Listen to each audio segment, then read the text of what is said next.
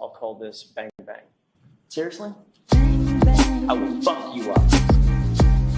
I will beat your ass. I will fuck you up. Pull up, bitch. I will fuck you up. I will beat your ass. I will fuck you up. Objection. Objection. I will fuck you up. KO. Bang bang. I will fuck you up. You're a bitch, bro. I will fuck you up. I will beat your ass. I will fuck you up. Right? Yeah.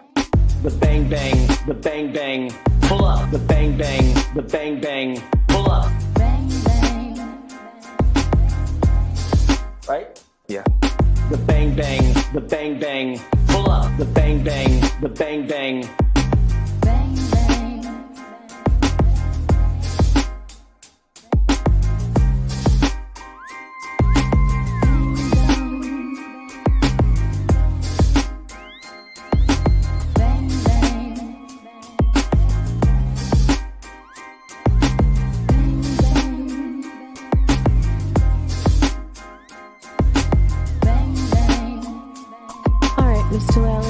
Witness, please. Yes, Your Honor, the Commonwealth calls Trooper Michael Proctor to the stand. State your name and spell your last name for the jury. Michael Proctor, 𝗺𝗺𝗃𝗺𝗃𝗺𝗃𝗺. You're a bitch, bro. I will fuck you up. I will beat your ass. I will fuck you up. I'm going to allow it.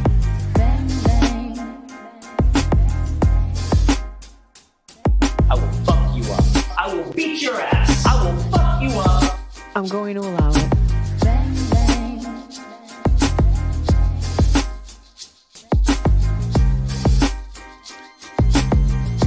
Welcome to the Weekend Live Show. 508 is where I'm from. We run down the biggest stories of the week with you every Saturday night. Let us know in the comments right now where you reppin'. 𝗵𝗵 Junction, Taunton, Worcester, Long Island, Manchard, South Florida, Webster, Malden, Framingham, Tucson, Billerica, Salem, Gloucester, Moosop, Connecticut, Charleston, South Carolina, Roslindale, Moosop, Connecticut, London, Hanson, Glendale, Arizona, Lynn, Mapleville, Quincy. Food stands, leave your clothes, buddy, and hey, you a funny ass guy, man. Have you ever heard of Turtle Boy? Yeah? Are you a fan? 508 is where I'm from.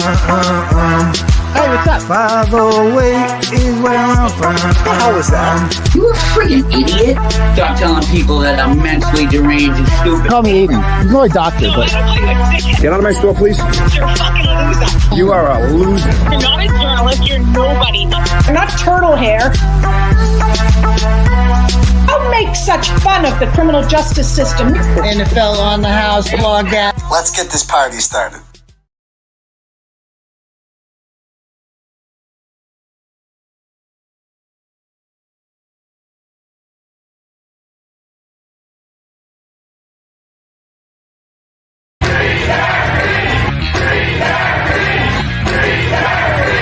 And I will not be intimidated, I will not be silenced, and we will continue on our journey for justice for John O'Keefe and for Karen Reed. Tick, tick, boom. Noise. Go, baby, we bringing out toys. Boys, chop up a singer, should be on the voice. Bang, bang, we gon' ride out. Gang, gang, we don't die out. Want it like this, ain't no timeouts. Tell me who really gon' find out.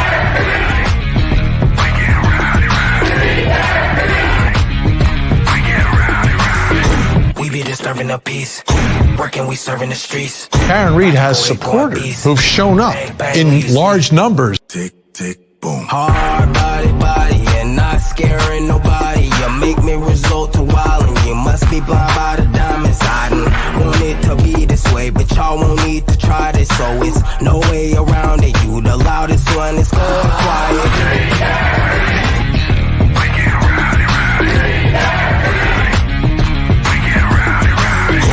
We disturbing the peace, working, we serving the streets. About to go ahead, going beast. Bang, bang, leave you sleep. This is the first time I think I've ever seen this. An outpouring of support for someone accused of murdering a Boston police officer. Unbelievable situation. Never seen anything like it. Tick, tick, boom. You can't stop me, so who gon' stop me? You can't stop me, so who gon' stop me? You can't stop me, so who gon' stop me? You can't stop me, so who gon' stop me? We be disturbing the peace, working, we serving the streets.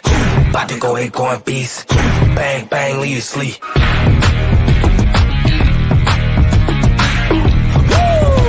It's go, go, go, go, go, go, go time.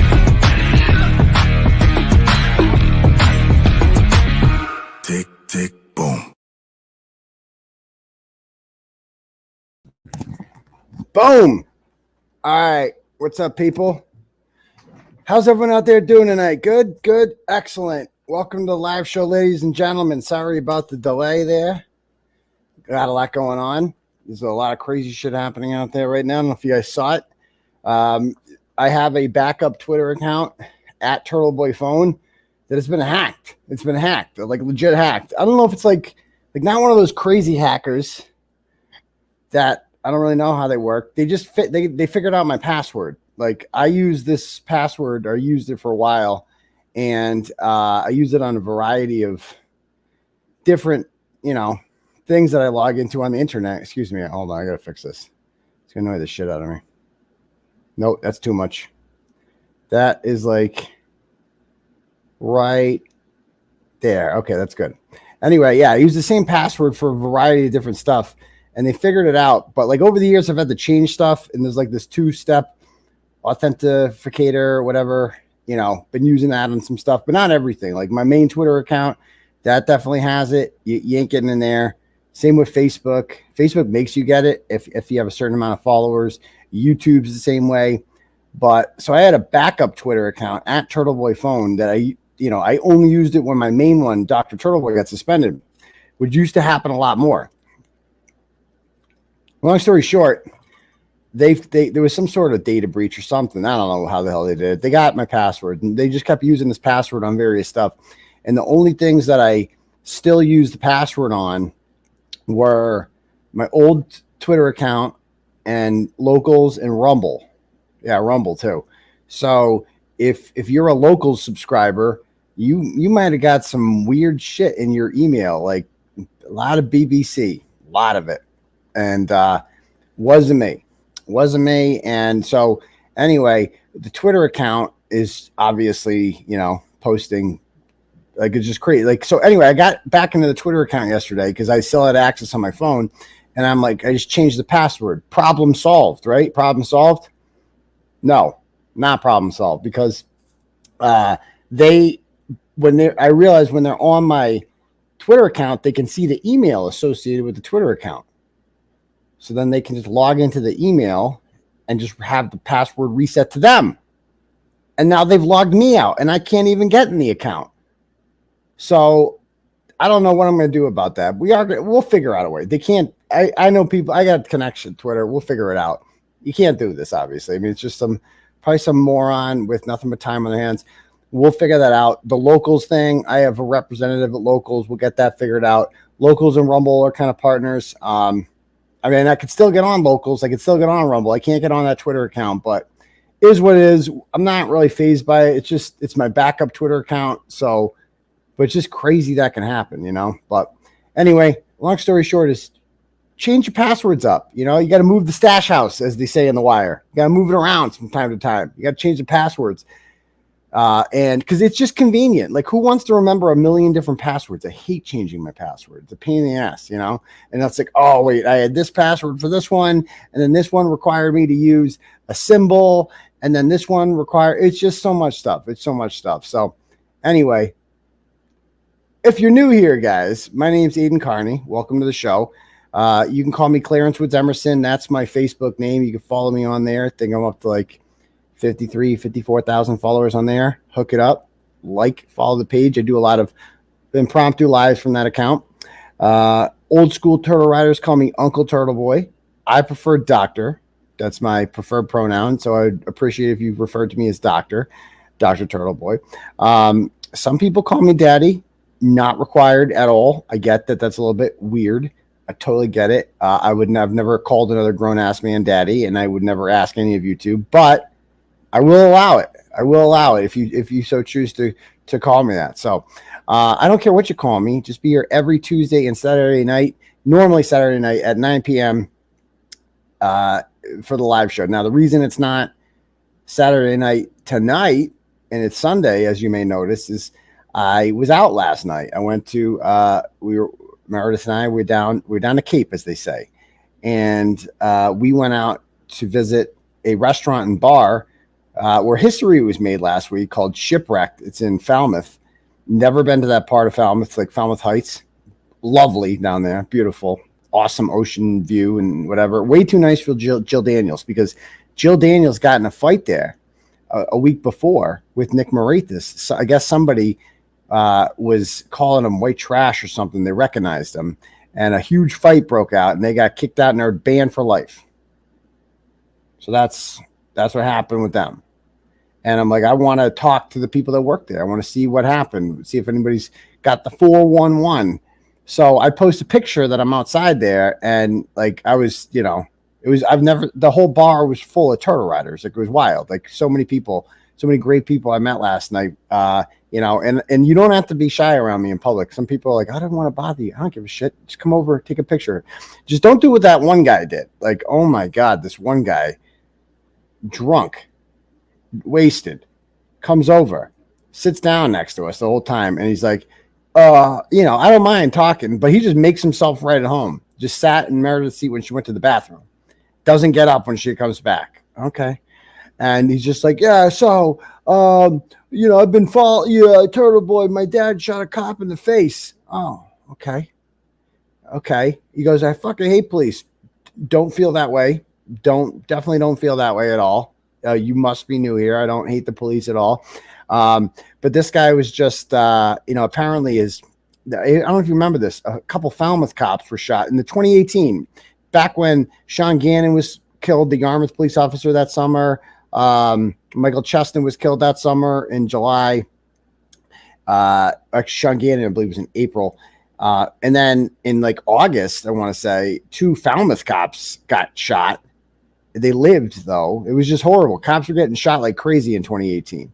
And this guy, apparently his dad, he must have told us the story 1,000 times. I'm like, bro, I fucking heard you.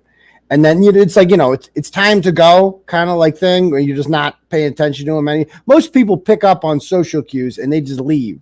Not this guy, though. This guy overstayed his welcome. So I had to be a huge dickhead to him at the end, because it's like, bro, like, come on.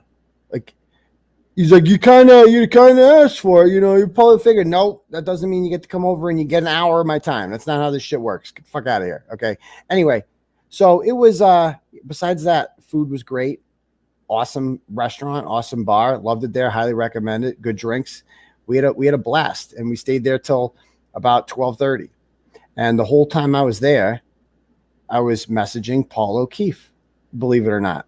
Paul O'Keefe and I had I feel like both of us were drinking a little more as the night went along, and Paul O'Keefe and I got real towards the end. Like, you guys saw the first one that happened, right? When he just messaged me out of nowhere. Did you guys see this one? If you haven't seen it yet, let me pull it up. Out of nowhere, like in my spam folder on Clarence Woods Emerson, I'm like, I go through them. Oh, and here it is, by the way. Let's see. Yeah, so this is Shipwrecked. Okay. That's the one place in America Jill Daniels can't go to. She's banned for life. So that's my Jill Daniels safe space. She could not touch me there. She likes to touch me. So wasn't going to allow that to happen. So then Paul O'Keefe sends me this message. Okay. And he goes, I'm taking you down. I hope you know that. You're done. You are going to jail again. Actually, prison this time. At least he knows the difference.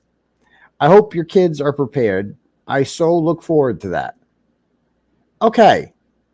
So this is deranged, obviously, because, couple things here. Number one, I don't know what he means by like, I'm going down. And what does his comment say? He said, I hope I'm taking you down. Not like what does that mean? He's taking me down. Down to jail? Is that what he's implying? Is he suggesting that he's working with the district attorney's office to come up with some sort of charges to take me down? Is this a setup? This whole thing sounded threatening. He's taking me down. What does that mean? It's at 1:05 in the morning. Why do they always message you at 1:05 in the morning? You're going to jail again. And then to bring the kids into it. I hope your kids are prepared. I have never in my life, you can say whatever you want about me. I've never talked about Paul McCabe's daughters, ever. And I never, ever would. There's some places you don't go. I'm not bringing up his kids, okay? And I don't know why he would bring up mine. That's just seemed below the belt because, like I said the other day, it's incarceration is not it's like a game to these people. It's like a joke. Oh, we're going to put you in jail. It's going to be funny. Yeah, your kids aren't going to have a dad. That's funny. What's funny about that? What's funny? Because you don't like me? Because I do a YouTube show and I'm offensive to you and I say things you don't like and you think that people that's what jails were built for, is to put people, to house people that you don't that rub you the wrong way, that say things you disagree with, that are mean. That's what, no, that's archaic. Like I said, that's why I never, even as a conservative Trump supporter, I never was I never did the Hillary Clinton lock her up thing. I never did it because I'm no, this is not, jails are not a game and they shouldn't be doing the same to Trump. It's stop putting people in jail. Jails are serious. Jails for serious shit, for serious people who hurt other people physically. That's what jails are for. Not for oh, somebody said something on the internet I don't like. So I don't know what this guy's problem is. And he goes, I so look forward to that. It's just bro, what is his problem with me? What I don't get. Oh yeah, I was critical of you. I said, I think he could have done, I think he should be, personally, I think that he should be, pressuring the DA to say, what's going on with this investigation? How did why was he defending Michael Proctor, who is the reason that his brother will never get justice? Michael Proctor is that's kind of undeniable. I think both sides agree with that. That Michael Proctor is the main reason that John O'Keefe will never get justice, most likely. Okay, at least it won't be, Karen Reed will never go to jail, ever. Even if you think Karen Reed did it, it's whatever. So anyway, the conversation went on. We're going to go over some of it later, okay?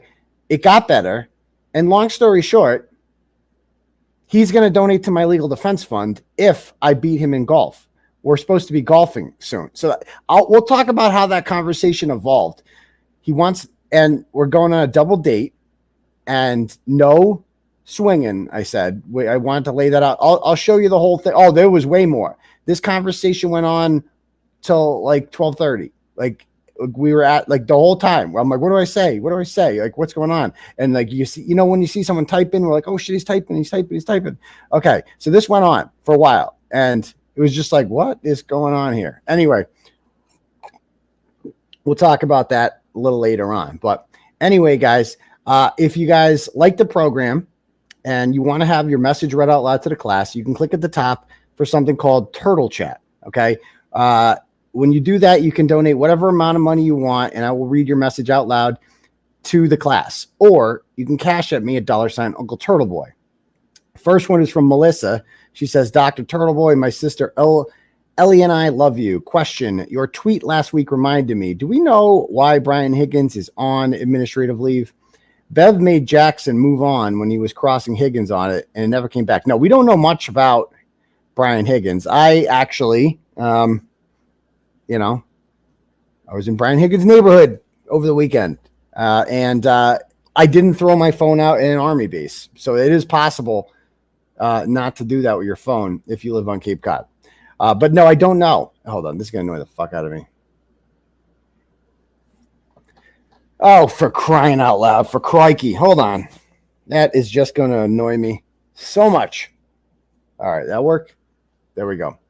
Anyway, so I don't know what's going on with that. I'm told he's on basically desk duty. But as far as I know, he has not been fired.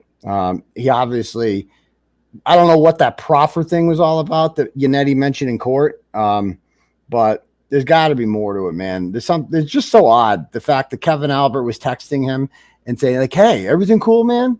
Everything cool? What's going on? You got a lot of worried people over here. What are they worried about? What are they worried about? Did you get subpoenaed too? How come we all got subpoenaed and you didn't get one? Like, what's going on with that, pal? What's up with that, Higgins? So leads me to believe something else is going to happen with that. Okay. All right. Let's see. Cool. Let me just refresh this, and we're going to bring up, we have a special guest we're going to bring on in a moment. Let me see. Okay. Paul sends $25 and he goes, State House in Boston, standout, Tuesday, 3 to 6 p.m. This is just the first one. Free Karen Reed, free Turtle Boy, F corruption. Well, thank you, Paul. Paul's a great guy. He's led a lot of these standouts. Like he said, 3 to 6 p.m. Tuesday in Boston at the State House. We're bringing it to the State House, man. Things are getting real. Now, I had a suggestion for this. I think we need just a huge, I know Sunday there's a couple standouts, one in Taunton, a couple others. They've posted about it in the Justice group. But I think we need a day where it is just a math, like a blitzkrieg. Like it's like a blitzkrieg of free Karen Reed all across the state, like make it impossible to miss. And what better day, I think, than, and we can have some time to discuss this, than Labor Day. How about on Labor Day? I think this is where we should have a mass organized standout. And I'll go to as many as I can on overpasses all over Massachusetts. Okay. Everywhere. Because I was driving in to the Cape yesterday and I'm going down to Raynham, go through Raynham, and I saw a bunch of turtle riders there, free Turtle Boy, and I'm honking, and I'm like, oh, I don't even know if they know it's me, I'm like, oh, it's like, and I laid on the horn, and I'm like, cool. And in the comments, people are like, well, there's another one in Bourne at the Bourne Rotary. Well, that's as fate would have it, we're heading in that direction, aren't we? So we went down there to Bourne, and I'm told there's another one in Plymouth, and we had just gone by Taunton. Like, I want neck on Labor Day. We need to coordinate this where it's just, because that's a travel day too. People are going to be coming home on Labor Day.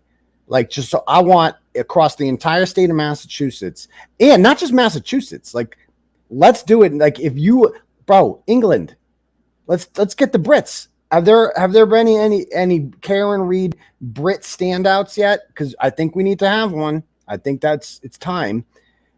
Any state in the country, but like this state, I want to take it over, man. Every highway overpass we should have. North Shore, South Shore, Central Mass, Western Mass, Cape, Islands, you name it. Like everywhere. Like let's get, and we got a month or so to get this together. Let's do that, okay? Let's do that for Labor Day. I think we should organize that. So anyway, so that's my plan. But anyway, without further ado, again, if you want to have your message read to the class, just click at the link at the top. I will read them periodically throughout the night. I do have a special guest tonight.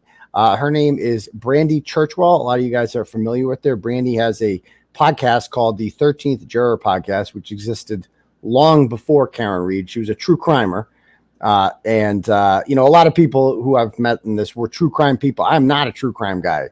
This is I popped my true crime cherry with this one, and I popped it hard. Like, don't get me wrong. Like, I'm all in this, but like, I might be a true crime guy now. I don't know. But a lot of people like her have been doing this, covering murder mysteries for a long time.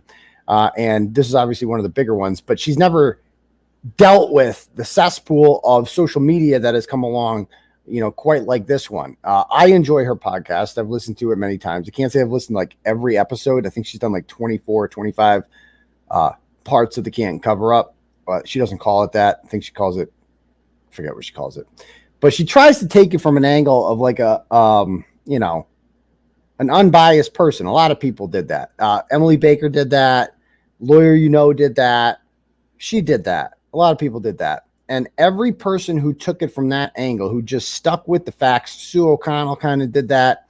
Every person who took it from that angle where they just stuck with the facts, Ted Daniel, the trolls hate them. That's the one thing they have in common, is that the trolls hate the people who just deliver the facts, because when you deliver the facts, it seems as if you're on Karen Reed's side, because the facts are all on her side, as luck would have, as fate would have it. So Brandi's kind of done that, and her and I are not like chummy, just to be very clear. We're not like I've spoken to her briefly, like when she first got into this, like about a year ago. She sent me a message and was like, just asking some background questions on this. And I'm like, yeah. And then she kind of did her own thing from there.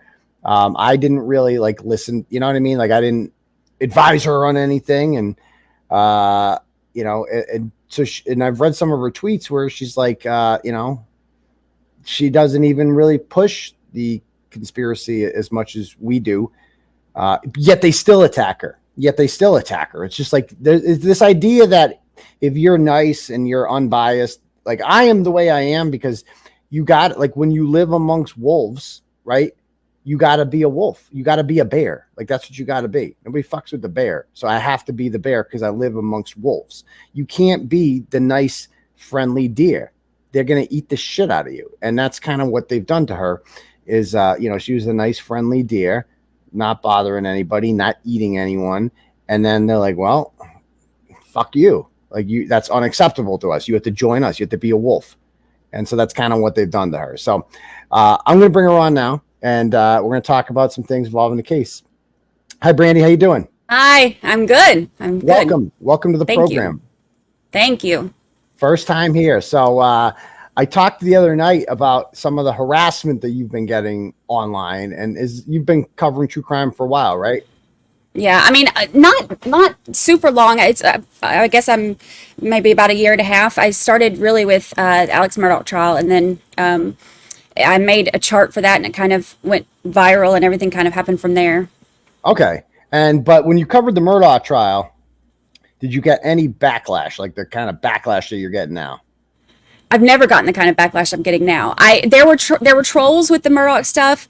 When I did the YNW Melly case, there were trolls with that one, but the difference was, and I've said this before on my show, the difference with that was that those trolls wanted to ruin your day, and these trolls want to ruin your life. So it's two very different things. I've never experienced the kind of hate that I have on this one ever. Well, yeah, I mean, they bring up things from your past, right? And they've done the same with me. Whether or not it's true, whether or not it's exaggerated, they love to bring it up. Not because they're interested at all or like offended. It's just that if you had taken the position that Karen Read is guilty, no one would be posting anything about your past. I hope you know that. Like it's only because you've taken this kind of like middle ground position that they've decided that your past is somehow relevant. I don't give a shit about people's pasts. I don't.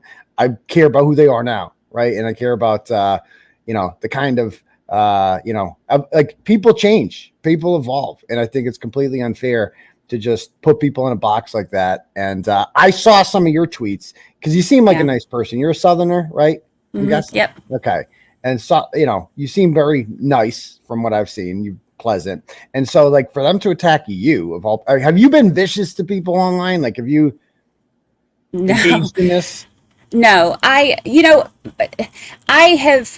can be snarky and I can be sassy when I'm pushed, but overall I try very much to stay out of all of the mess, which is part of why I am getting attacked so much. People have, you know, obviously you and I have very different styles. We are two very different people. And you're aggressive and you're loud and you can be an asshole and you like, I mean, you know what I mean? Like, I know. I got you, man. I'm not this is not breaking news. But you piss people off, and you know, and look, it is effective. Because of your aggression, like the way that you know, are a bulldog about things, it has gotten a lot of attention on this case. This case would not have as much attention if it wasn't for you doing all of that. But at the same time, because of you doing that, there are people that hate you. So the way that I go about things is just very different. My goal has always been to present it in my style, the way that I am. I want to dig into the court documents and the hearings and look at all of the information available and put it all together. And I'm a detail person. I like to pick out the details on things. And so that's kind of the way that I do things. And I have tried really hard this whole time to not isolate one group or the other. Like to, you know, I've seen problems all along. I've said that all along. I've, you know, been very open about seeing issues with the statements and the timelines and just the evidence and the investigation and everything. but I wanted to approach it in a way that didn't isolate one group or another, that people who, even if they hate you, they could listen to this and say, okay, well, it's not just Turtle Boy being a jerk. Like, there are actual problems. And because of that, I have tried so hard to stay out of all of the internet drama, and that has pissed people off because people they are wanting me to take a big stance on that and to, denounce you at once or denounce Kate, at once. Is that what this is about? Has there been like pressure to denounce me and you failed to do so? And that's like, that's what this is about? You're just not doing what they want you to do? Yeah, I won't cover it the way that they want me to. And, and a lot of it is crazy because they accuse me of things that aren't true. And you can tell the ones who are just yapping and repeating things that haven't actually listened to anything I say. Because like you mentioned before, I'm not one that I don't push the conspiracy. I don't necessarily believe in the full conspiracy. I think that there are a lot of things that you and I disagree on. There are a lot of things that we agree on. I do agree that she should be found not guilty, but do I believe every single part of the defense's theory? No. I have questions about some of it. And so let's talk about that. Let's talk about the differences. So what don't you believe that the defense has said? There are certain things that, and I'm not saying that things aren't true. I'm saying that I don't believe that there's enough evidence for me to fully buy it. And I try to give all of the witnesses and the people surrounding the case the presumption of innocence the same that I did Karen. So, like, for example, with Colin, and I know I caught shit for this, for saying that I don't think that, I'm not convinced that Colin was involved. I haven't seen enough evidence. Have I seen the videos and, he can act like a whatever you want to say he was acting like? Yes. Well, do you believe Karen Reed did it? No. Okay. So by default then, does that not mean the McAlberts did it? My thing is, I am very careful about saying this because I still give the presumption of innocence to them, because the same way that I do her. If Karen didn't do it, then the McAlberts didn't do it, then who could have done it? I know what you're saying, but see, my thing is trying to focus on whether or not she did it, and because if there's not enough in there for me to say 100%, I know exactly what happened, then I just had tried to be very careful about saying it. Now, do I lean more one way than the other? Yes, but have been, that's one of the things I've been very, very careful on trying to, not take a full stance on exactly what I think happened, because I don't know for sure. Well, okay. So I'll put it this way. So the Colin thing, right? Like, do I have proof Colin Albert murdered John O'Keefe? No, I don't have proof of that, and I never will, because it was the police's job to the next day question Colin Albert, search the house, ask for a DNA sample. There were ways to find out whether or not Colin Albert was guilty or innocent. Those are all gone now. That you will never know, for that. However, with Colin Albert, I'll say this is that number one, what makes me believe, and not know 100%, but believe that Colin Albert was involved in this, is the desperate desire by these people to make sure he's not inside a house that they claim John O'Keefe never stepped foot in. Because there's no harm in Colin being inside the house if John O'Keefe never went in. Like, Brian Albert Jr. was in the house. No one's calling him a murderer. After we heard him testify, we know why. But nobody was calling any of those other people murderers. Nobody's calling Matt McCabe. Matt McCabe is like 250. He's a big boy. Like, nobody's accusing Matt McCabe of murder, and he admits to being in the house. But they are so adamant about Colin was not in the house. And then they put this screenshot into evidence, which shows us nothing. It just shows that it shows that Allie McCabe she goes, I'm here. Where's that? Is that Michael Leonetti's house, or is that 34 Fury? It doesn't say in the message. So it's just like this desperate. That's what makes me think Colin did it, or was heavily involved in this, was this desperate push to make sure that he was not no. Yeah. And I get that. And there are a lot of things. And I went over a lot of the stuff in the podcast about how the conspiracy theory formed and the evidence that supports it, because things don't just come out of nowhere. There are always going to be, and some of it can be coincidental and some of it can be, more than coincidental. So I went over all of the things that support these theories. It's just that some of it is not as compelling for me. Like for me, like the stuff with Higgins, it was more of red flag to me than the stuff with Colin. Like the stuff with Higgins and the stuff with Brian Albert, that to me was... So what was compelling about Higgins? Higgins. I think that, well, there's a few things. Like there were some things that were weird that came out in trial. I think, hearing... Well, first of all, the snow plow on his Jeep, and it was weird about him talking about, it's scraped, and then we lifted it up, and then nobody... one moment, I just gotta go. Hold on 1 second. I will be right back. Okay. Gotta go put my daughter to bed. Hold on. I'll call this bang bang. Seriously? I will fuck you up. I will beat your ass. I will fuck you up. Pull up, bitch. I will fuck you up. I will beat your ass. I will fuck you up. Objection. I will fuck you up. KO, bang bang. I will fuck you up. You're a bitch, bro. I will fuck you up. I will beat your ass. Sorry about that. We're good now. She's all right. Anyway, dad shit. But so anyway, we were talking about Higgins, right? That's what we were talking about. Yeah. Okay. One thing that confused me too, like, nobody could say where he was parked. You have Nicole Albert and Jen McCabe and Matt McCabe saying that he was parked in front of, and Tim saying that he was parked in front of the mailbox. And then you have, Ryan Nagel and Heather Maxson and Ricky D'Antano saying, no, we pulled up right there and there was no Jeep right there. We were parked right behind the SUV. And just something that small. And then the time that he said he left, he said he didn't stay that long. And then, he left because they didn't have whiskey and he left. But the time that he gave, then he went to, he was at the police department at 1:30, but that's not what time he said he left. And then the whole getting rid of the phone thing. And I know he said, getting rid of the phone, and there were semantics on that, but getting rid of the phone and the SIM card and saying, oh, well, I don't save anything because I'm a single guy. Like, that doesn't make sense. I think that because I'm a single guy, I don't save anything. That's what. It was something about how he doesn't have to preserve those memories the way that some people do because he doesn't have kids and he's a single guy, or I can't remember how he worded it. But that's right. Yeah, that's right. Yeah.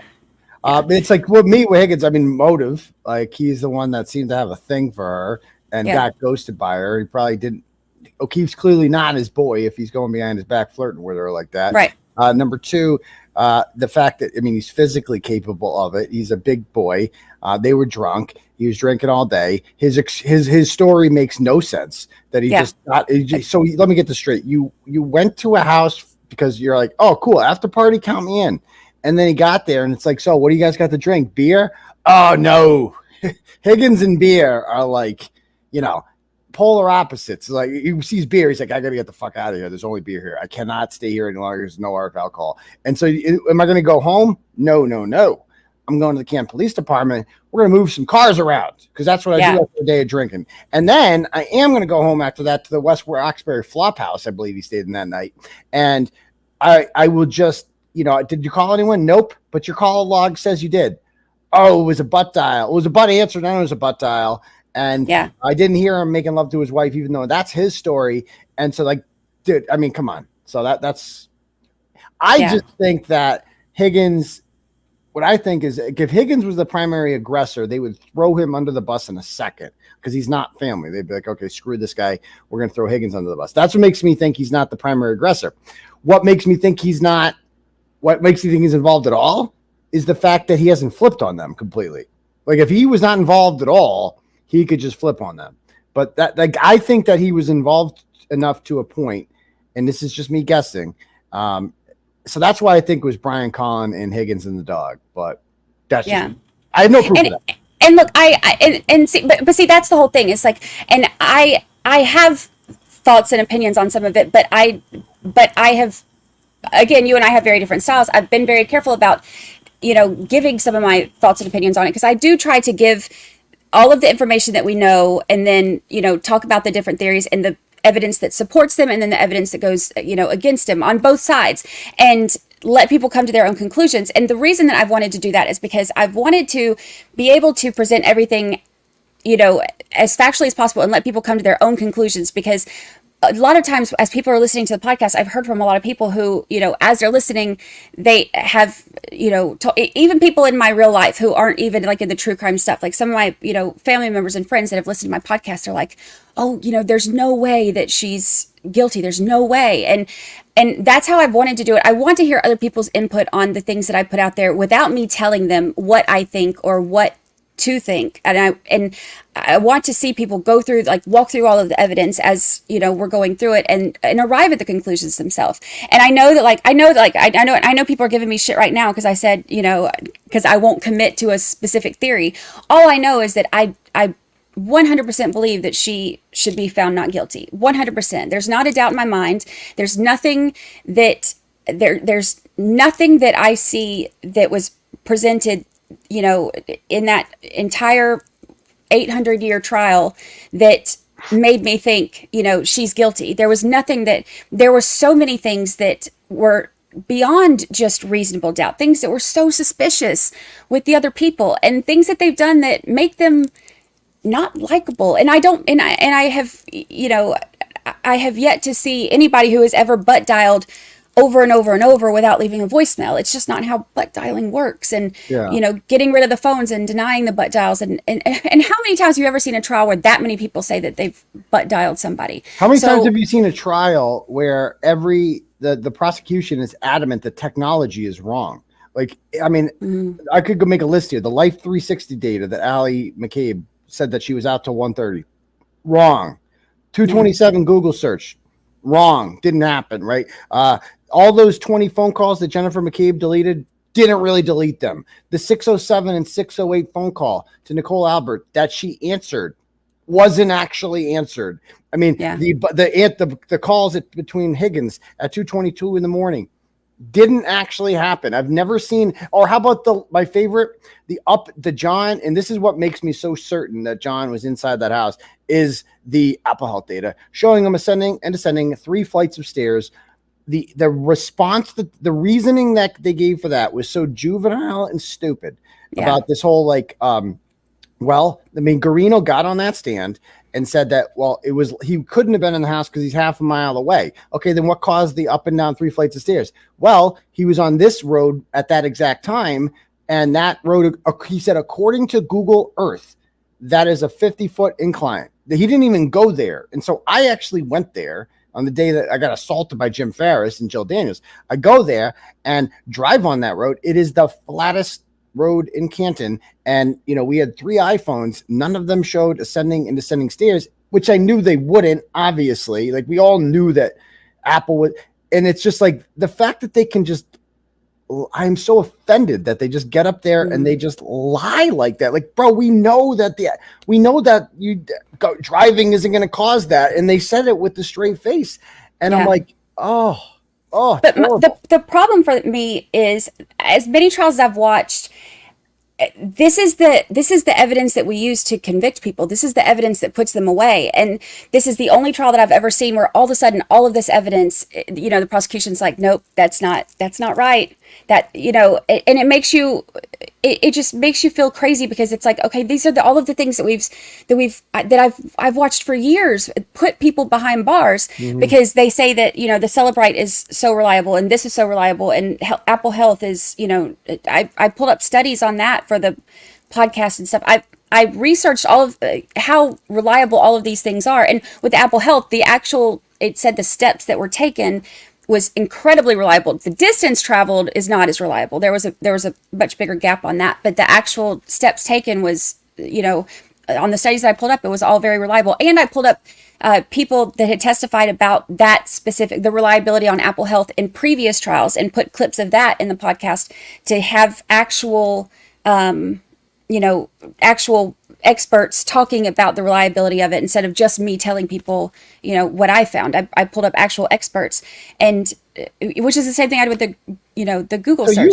you had an expert on. You had that guy on. Oh, what's his name? He's famous. He's on Melanie Little's program.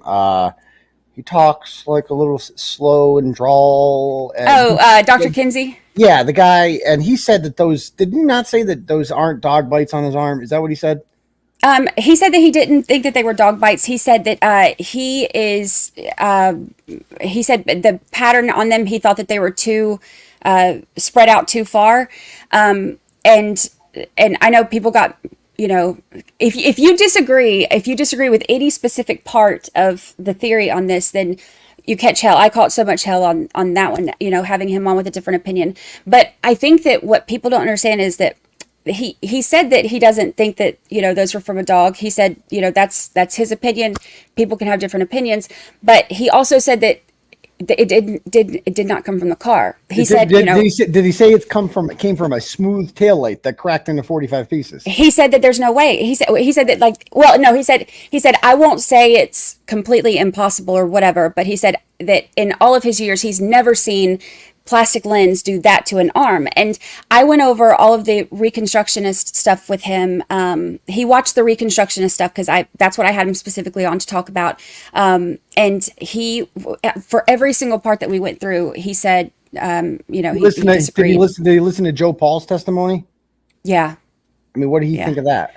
That none of it made sense. He said the only thing that he said that made sense was that if he had been hit by the car, he would have spun counterclockwise. But he said that was the only part of his testimony that would have been accurate. But even then, the fact that he would have spun counterclockwise still really didn't make sense, or still didn't really matter. I guess it's kind of a moot point because the way that they're saying this happened, it couldn't have happened. It wouldn't have. The injuries didn't line up with that. The fuck? Hold on. Hold on, my doorbell just rang. Hold on one sec. Be right back. That was weird. I'll call this bang bang. Seriously? I will fuck you up. I will beat your ass. I will fuck you up. Pull up, bitch. I will fuck you up. I will beat your ass. I will fuck you up. Objection. I will fuck you up. KO, bang bang. I will fuck you up. You're a bitch, bro. I will fuck you up. I will beat your ass. I will fuck you up. Right? Yeah. The bang bang, the bang bang, pull up. The bang bang, the bang bang, pull up. Right? Yeah. The bang bang, the bang bang, pull up. The bang bang, the bang bang.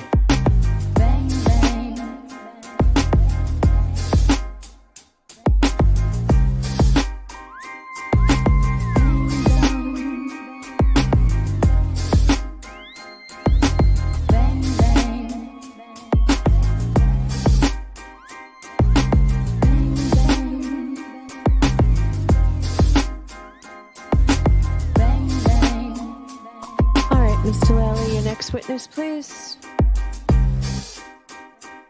Yes, Your Honor, the 𝗃𝗿𝗺 Trooper Michael Proctor to the stand. State your name and spell your last name for the jury. Michael Proctor, 𝗺cie_𝗺𝗃𝗺. You're a bitch, bro. I will fuck you up. I will beat your ass. I will fuck you up. I'm going to allow it.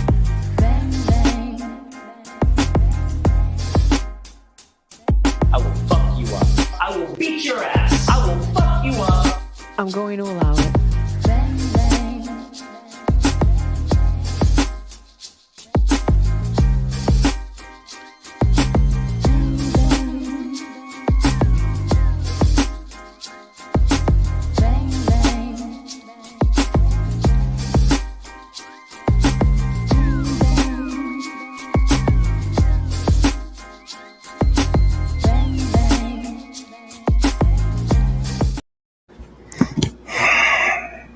So you think you have problems. So again, this is the kind of low lifes that we deal with. So I'm not like frustrated by this, but I'm just pissed because it upset a child. That was a pizza delivery to my house. And they do this a lot to blue collar workers as they think this is funny. They order pizzas to my house that I didn't order. And then the small business gets fucked over doing that. And this has happened several times before. And it just happened now. And it just scared the shit out of a 9-year-old girl who is very upset about this now. So I hope, like, these are the kind of animals that we're dealing with that do this to children. She's crying. Like, it's just, you think, like, if you're ever wondering who's, like, there is a good and evil here. There is a good and a bad side. These are not equal competing things. The other side, this is how they act. These are the kind of people that Paul O'Keefe wants to back him up, that they want, like, representing him at the courthouse, behaving. This is how they act. So, I mean, it's just pure evil. Like, it's good and evil. That's all this is. And if it was just me here alone, that would be fine. But again, scared. And it's the same small business that they do this to every single time. But anyway, so I'm a little shook from that. I'm not going to lie. Just because of her. It's like, I don't, but what were we talking about again? Remind me where we were at. Sorry about this. I don't remember. So here's what we're going to do. Here's what I want to do. Because I want to talk, because I listened to your latest podcast and I listened to the closing arguments. And I got to be honest, I'm hardly critical of the defense, like, ever, right? But if I could do Alan Jackson's closing again, I would do it so different. Now, granted, the defense only called 6 witnesses, right? Why do you think they only called 6 witnesses? I mean, I think that they didn't really need any more. I think that all of the things that they brought in were the things that were the high points of the reasonable doubt. Yeah. I mean, for me. Yeah. Well, so when David Yannetti, when I asked him about this, I'm like, so you're only calling 6? I felt like they thought that they were winning by so much, right? That they thought that, like, we already got this one in the bag and we don't want to bore the jurors. And, like, that was the read that, I mean, I was in that courthouse every day. That was the read that I got on the jurors. It was just like, this is done. Like, this jury ain't convicting him. Like, they're not convinced. But, you know, a few of them showed, like, were visceral, like, showed it on their face, like they were going to vote not guilty. And I'm like, okay. But then those are the 3 that got eliminated on the final day. And so now they're down to 12, but I'm still like, you know what? It doesn't matter. Like, it's like, they're not going to convict. Like, they can't do it, you know? But apparently some people thought that he was hit by a car, because there's the only way you could reach a guilty verdict on manslaughter is because if you were convinced beyond a reasonable doubt that person was, you know, hit by a car, and that John O'Keefe was hit by a car. And, you know, I just felt like Alan Jackson's closing was the kind of closing that you give when you're 100% sure you've already got it wrapped up. And, you know, it was very artistic. Like, and we're going to, and I'm going to show you what I mean by that in a moment. I'm going to bring it up. And it was just not it wasn't a reminder of the facts. Like, and I'll go over right now. I'll show you exactly what I'm talking about. I'll start right from the beginning of his thing.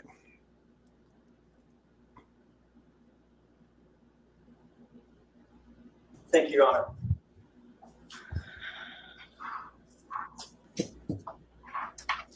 Look the other way. Look the other way. 4 words that sum up the Commonwealth's entire case. 4 words that sum up the hopes of those who have tried to deceive you. Conflicts of interest? Doesn't matter. Just look the other way. Magic hairs, magic glass. Look the other way. Late night calls and Google searches, falsified affidavits, inverted videos, and butt dials galore. Just look the other way. Okay, stop right there. Inverted videos, butt dials galore, blah, blah, blah, blah. Look the other way. I don't think this is effective. I think this is like, we all know what those mean because we're true crime junkies. Do the 12 people who matter know what that means? Because they just sat through 10 weeks of shit, right? And they don't go home and watch the recaps, and they don't go home. It has been 10 weeks since they heard from Katie McLaughlin, right? Yeah. Or it's been 8 weeks since they heard from Chris Albert. right? And he's up there talking about inverted video. He's just listing all this shit going over, but he's not explaining what it was. Like, how do you know the jurors don't remember what that shit was? Like, you need to remind them and drive home, I think, the points. And that, what he's doing right here, you know what he's talking about, all this shit, right?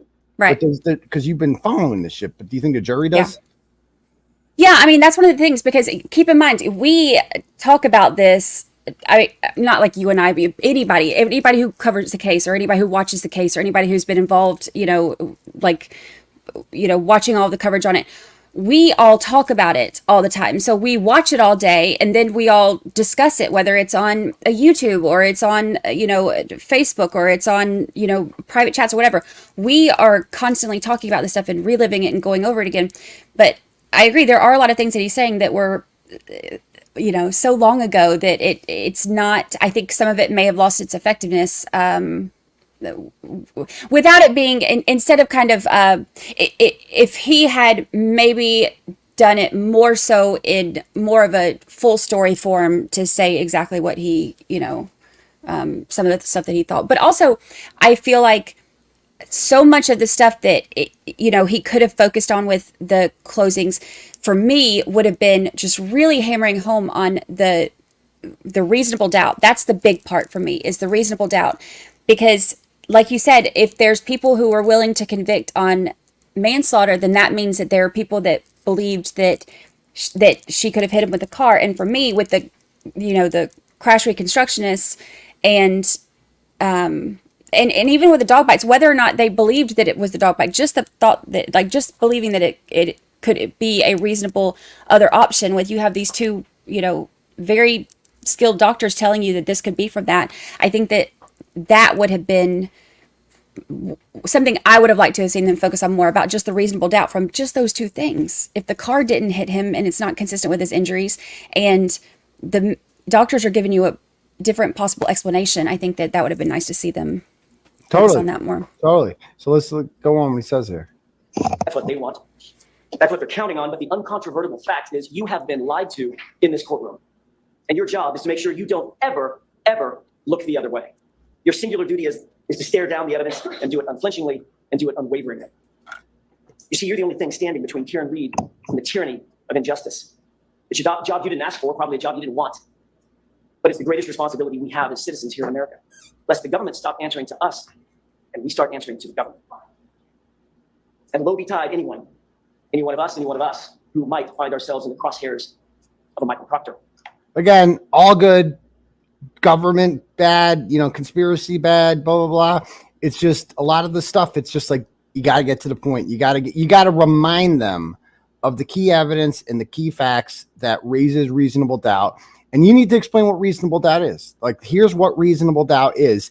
Here is why the government hasn't met its bar. Like, this is a great speech. I agree with everything he's saying. Right. But in hindsight, it wasn't that effective. Clearly, because the jury didn't acquit her. Well, they did on 2 of the charges, but on the third one they didn't. So it didn't, I would have liked to have seen him really focus, at least take 3 or 4 of those minutes, because I know that, and that's one of the things that's hard too, because being limited to an hour when you've had an 8 or 9 week trial, trying to get everything summed up into 1 hour, I can't imagine how difficult that is. But I think about all the time that I've spent on the, last 24, 25 episodes of the podcast. And, to think about having to try to sum all of that up into 1 hour, I can't even imagine. But I would have loved to have seen him really break down what reasonable doubt is, because I think that that's what's most important. I think some of the problem with it is too, I think that because there was an alternate theory that was presented to them, I think that it almost kind of did a burden shifting to where the jury which this isn't how the law is supposed to go, but I think that it could have made the jury think, okay, well, they didn't prove that this theory that they're giving us happened. But that's why I wish he would have spent more time on the reasonable doubt, because I think that it could have inadvertently made them think that the defense needed to prove something when they didn't. They didn't need to prove anything. Mm-hmm. Right. And that's what I've said too. I just felt like if they made the jury think that, like, well, if I'm not completely buying into the fact that everything Alan Jackson's saying here about what happened to John O'Keefe, then if I'm not completely buying into that, then I have to believe Karen Reed did it. And there are two worlds where there is a world in which you can believe that there is not enough evidence to convict anyone of John O'Keefe's murder. Like that is a because of Michael Proctor. Right. Preparing for today, I was reminded of a quote. It's a quote about the truth. And I want to share it with you. It is of great importance to set a resolution never to tell an untruth. There is no vice so mean, so pitiful, so contemptible, and those who permit themselves to tell a lie once find it much easier to do it a second time. Again, too artistic. This falsehood of the tongue. And I know Alan Jackson's probably watching.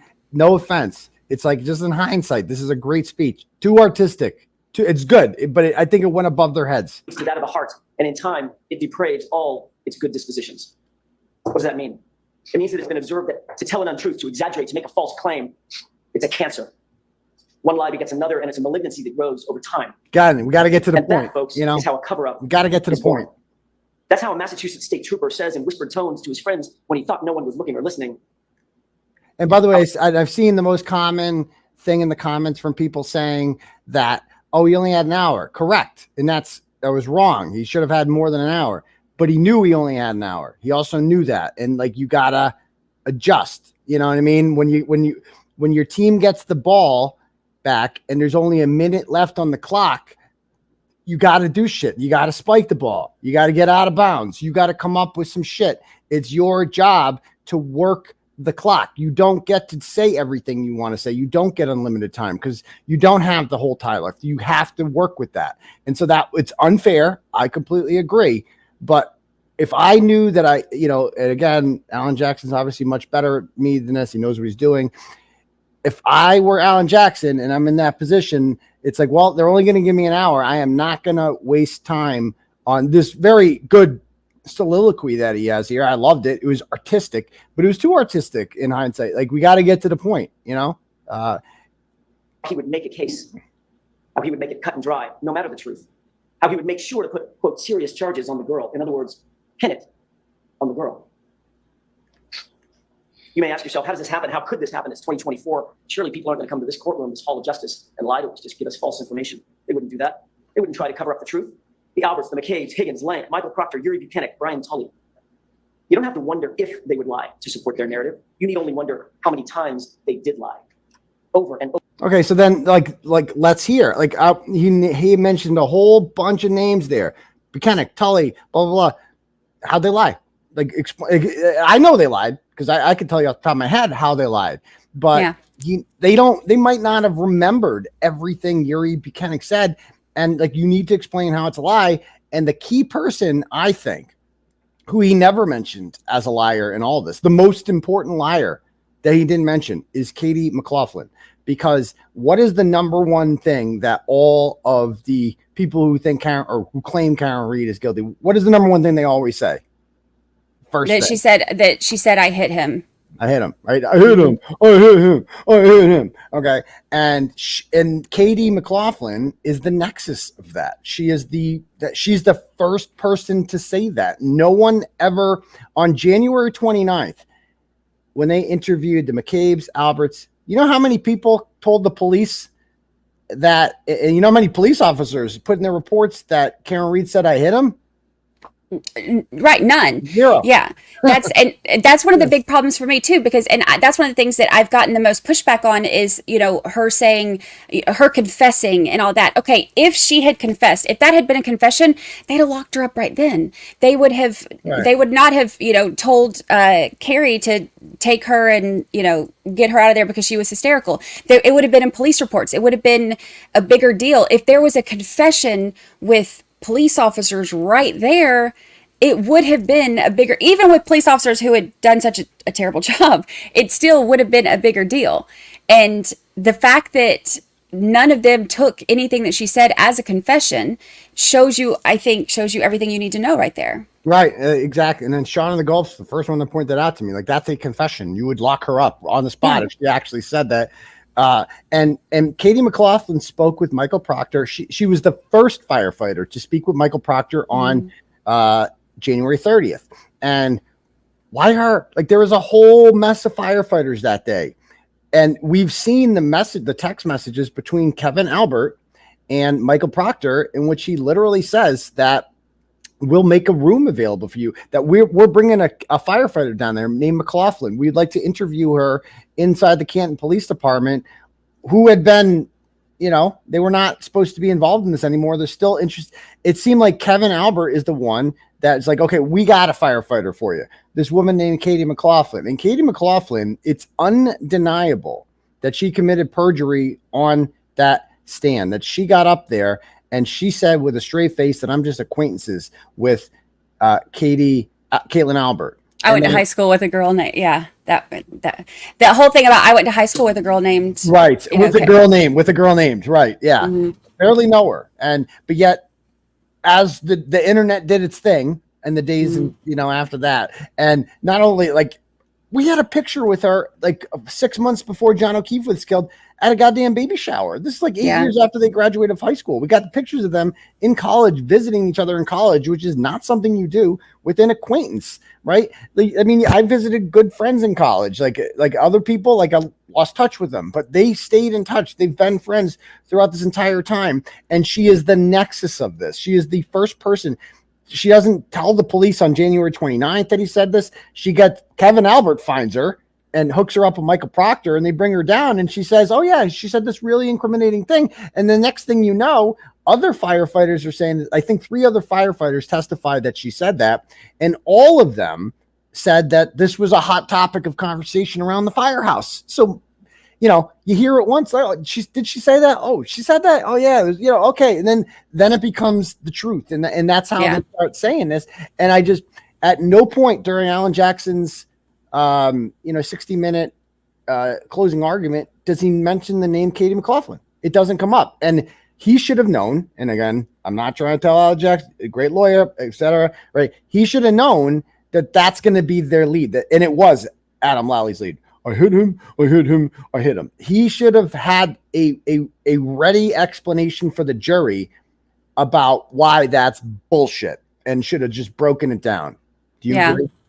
Yeah, and even if he would have brought up the fact that, like we just said, if that had actually been a confession, then there would have been action following that confession, and there wasn't. So I think it makes that whole, she confessed, a moot point, because she didn't confess or they would have done something about it. And also, I think that the other firefighters who said that, the other 2, Nuttall and 𝗃𝗏𝗄𝗏. I think that those 2, I saw a lot about them, and I know trash me for my opinions all you want to. I don't give a shit. I have opinions. I don't think that they were lying. I think that they really do believe that they remember that. And the reason I think that is because I think it was in her report, she said that after she heard it, she went and told them what she had said. So I think that it was an implanted memory. I don't think that they are intentionally lying about this. I think that if she told them that that's what she said, and then they've sat around talking about it so much, that can be taken in. It's a psychological thing. It can be taken in as a memory of your own. Yeah. That's so yeah. And I got some hell for saying that, because I said that I don't think that they're lying. But I agree. I agree, because that's what makes people how could all these people get up there and lie and be. I would sound crazy if I was Anthony 𝗃𝗏𝗍𝗏 for some reason is intentionally lying to incarcerate Karen Read. That is right. I can't sell that story. Right. That's a tough sell. That's even I know that's fucking nuts. And I would not say that. So I completely agree with you. It's just the fact that they testified that this was a hot topic around the firehouse, that's how it spreads. And we know, and I know it didn't happen because Alan Jackson actually, he said he brought up all 5 police reports from the cops that were there. Not a single one of them reported anything to that effect. And Katie McLaughlin said that the exact time when Karen Read claims that she said, I hit him, she was standing next to a police officer. And so what do? They pull up the dash cam and they find the only frame where she is standing next to a police officer, Jennifer McCabe, and Karen Read. And that police officer is Saraf. And she's like, I heard it say it right there. But Saraf doesn't have that in his report. So Right. it's like, so what is Seraph trying to protect Karen Reed? No, of course he's not. Like, so that's how I know it didn't happen, is because, and I think she's a liar. I do think that she's part of this. Like, I think that she intentionally lied to help her friend out. I do believe that, but I don't think Nuttall, and who loved to talk about himself, and 𝗃𝗏𝗏𝗺, who is a dickhead, I don't think that they intentionally are like lying. I agree with you. This is like, it became, that's what happened, right? I mean, Yeah. that's what happened, right? That's what happened. And then Same thing with the puffy jacket, because he remembered a puffy jacket that didn't exist. So it's the same thing with the puffy jacket. If these can be false memories. It's common, especially in a high pressure situation. So I think that he really did believe that that's what happened, but I think that it was just false memory. Right. Over and over, they and others were caught deceiving you. Big things, small things. It didn't really matter. They feared nothing. They'll look you in the eye and deny phone calls. They'll deny secret meetings. They'll claim that calls are butt dials and butt dials are answered. They'll show you a video and tell you left is right and right is left. Again, they'll magically turn 3 pieces of plastic into 5 right before. 3 pieces of plastic into 5. I know what he's talking about. That's the Tully testimony. But the odds that these people are going to remember that, it's just like, there's so much shit. It's like, you can't, and he's trying to get it all in, but not explaining it all. And I think that that's the problem. Yeah. In your eyes. And even when they're caught with their own lies, they won't blink, they don't sweat. They'll just look you in the eye and demand, pay no attention. You folks look the other way. Ladies and gentlemen, there was a cover-up in this case, plain and simple. You'll surely say to yourself, I don't want to believe it. I don't want to believe that can happen in our community. But sadly, over the past 8 weeks, you've seen it right before your eyes. So how does a cover-up happen? How could that happen? Well, let's count the ways, shall we? Handpick your investigator.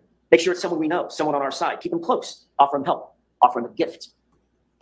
Have secret friends and family meetings. Get your story straight. Delete your call history. Make mysterious phone calls at 2:22 a.m. Delete Google searches. Monitor police activity. Get rid of evidence. Get rid of your dog. Man, it's like, this is all good stuff. It's all crazy, but it's just like, they might not have remembered what all this was. Destroy your phones. Destroy your SIM card. For the investigator, decide on a narrative early on. Don't go to the crime scene. Don't take witnesses in for questioning. Question all the witnesses together. Ignore witnesses who don't fit your narrative. Allow friends and family to contact those same witnesses. Don't record interviews. Write vague and false police reports. Omit witnesses' names. Omit witnesses' interviews altogether. Don't photograph the evidence. Don't conduct any forensics. Don't document the evidence. Don't document the logs. Don't create any logs whatsoever, and don't maintain a chain of custody. Keep all the evidence in the hands of one person, and then manipulate that evidence, including videos. Don't turn over videos. Invert videos. Turn 4:16 p.m. into 5:30 p.m. Turn four, like that. That's one that stood out right there. Turn 4:16 p.m. into 5:30 p.m. Do you know what he's referring to there? Turn 4:16. Turn 4:16. Picking up the car from parents' house. And you know that because you're a Karen Reed junkie like me, right? We're both knee deep in this shit. Do you think if you were to poll those 12 jurors and ask them, do you know what the fuck he's talking about? 4:16, 5:30. How many of those 12 would you guess? Oh yeah, I know what he's referring to there. None. And, that's one of the things that I think that I have a little bit of a different perspective on a lot of this stuff because, so you are very knee deep in this in a kind of a different way than I am with the podcast. Because if you think about it, the way that people interact on YouTube and in the discussion groups on, Facebook and Twitter and all of these things, people get really involved in it. So those details get bogged down in your mind. And you could say something like that to any of the people who are so involved in it like that.